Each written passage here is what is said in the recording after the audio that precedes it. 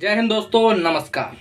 KCC का loan कैसे settle करें? जी हाँ दोस्तों, बहुत दिनों से हमारे कई भाई कमेंट सेक्शन में और मुझे मैसेजेस करके पूछे जा रहे हैं कि सर मेरे लोन को 1 साल हो चुका है, मैंने किसान क्रेडिट कार्ड लिया था, केसीसी का कोई अनसिक्योर या फिर कोई सिक्योर कोलैटरल वाला लोन लिया था। अब मेरा लोन डिफ़ॉल्ट हो चुका है, कुछ महीने हो चुके हैं, कुछ साल हो चुके हैं।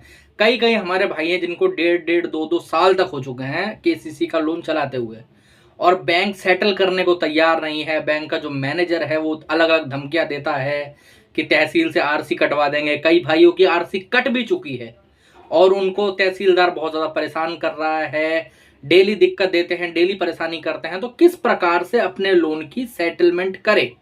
आज का जो ये वीडियो है ये प्रॉपरली मैं केसीसी लोन और केसीसी क्रेडिट कार्ड के ऊपर ही बना रहा हूँ, ठीक है।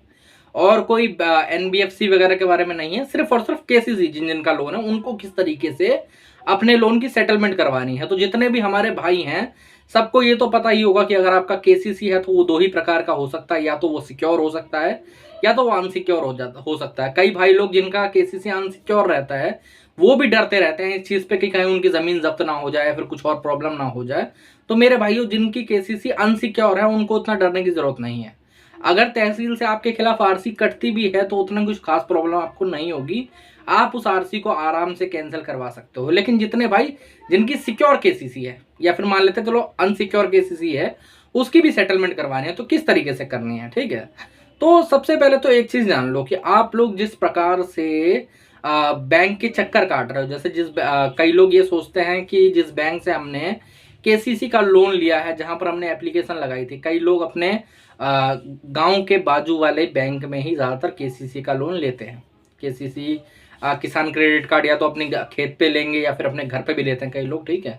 इस तरीके से वो अपने गांव के आसपास का जो बैंक होगा, जैसा मान लेते हैं कोई स्टेट बैंक हो गया, कोई और सरकारी बैंक हो गया, प्राइवेट बैंक बहुत ही कम केसीसी की सुविधा देते हैं।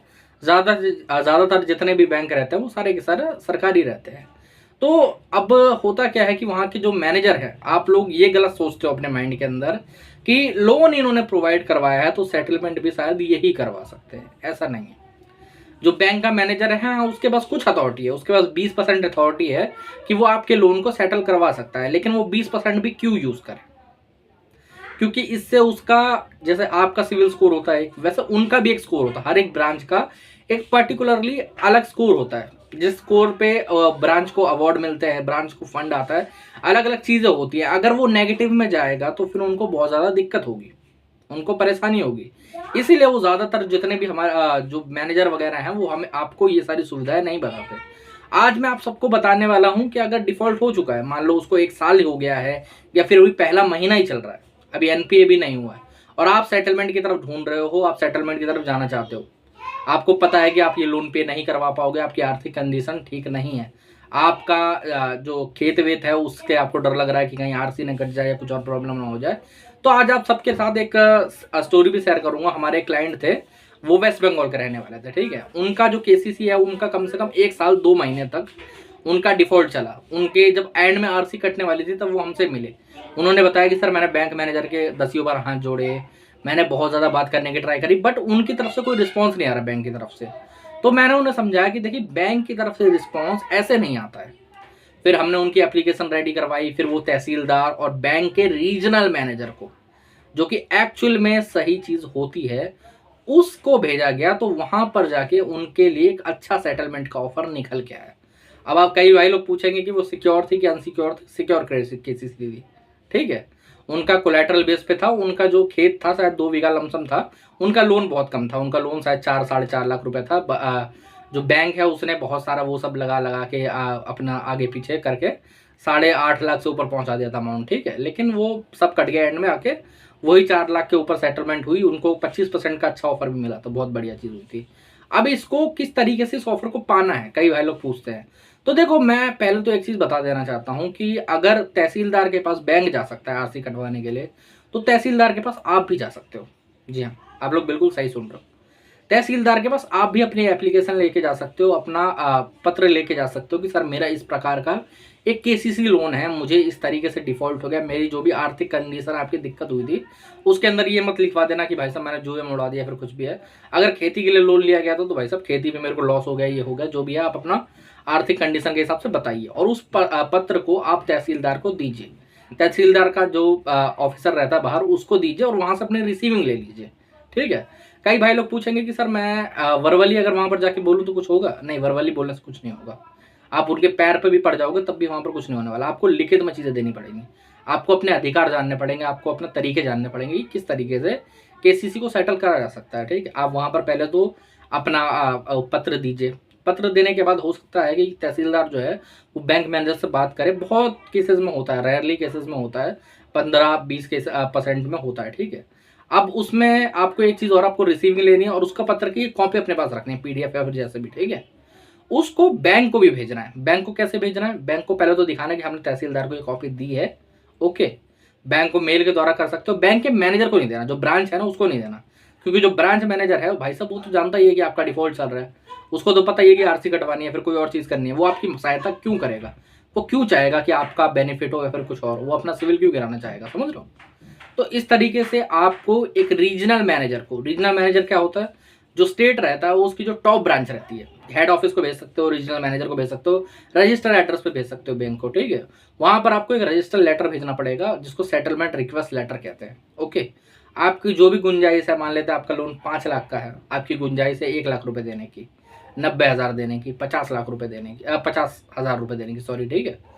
तो आप उस पत्र के अंदर प्रॉपरली सारी चीजें मेंशन करवाएं। रीस्ट्रक्चर अगर आप करवाना चाहते हो लोन को, आपका ये लगता है कि भाई साहब मैं इस लोन को चलाना चाहूंगा आगे चल के, अभी पैसे नहीं है 6 महीने बाद या फिर वैसे, तो आप मॉरिटोरियम या फिर रिस्ट्रक्चरिंग के लिए भी अपना एप्लीकेशन लगा के दे सकते हैं। ठीक है। उसको हमेशा डाक के द्वारा भेजें। कई लोग क्या गलती करते हैं कि मैंने अभी हाल ही में एक हमारे महाराष्ट्र के क्लाइंट थे, उन्होंने बताया था कि सर मैंने एप्लीकेशन बहुत बार दी। अब दी कैसे दे रहे हैं? ब्रांच मैनेजर को ही दे रहे हैं, जाके ब्रांच मैनेजर को बोल दे रहे हैं कि सर ये रीजनल हेड है, इसको आप पहुंचा दीजिएगा। यार उसका काम नहीं है, वो आपका काम है। आपको कैसे पहुंचाना है?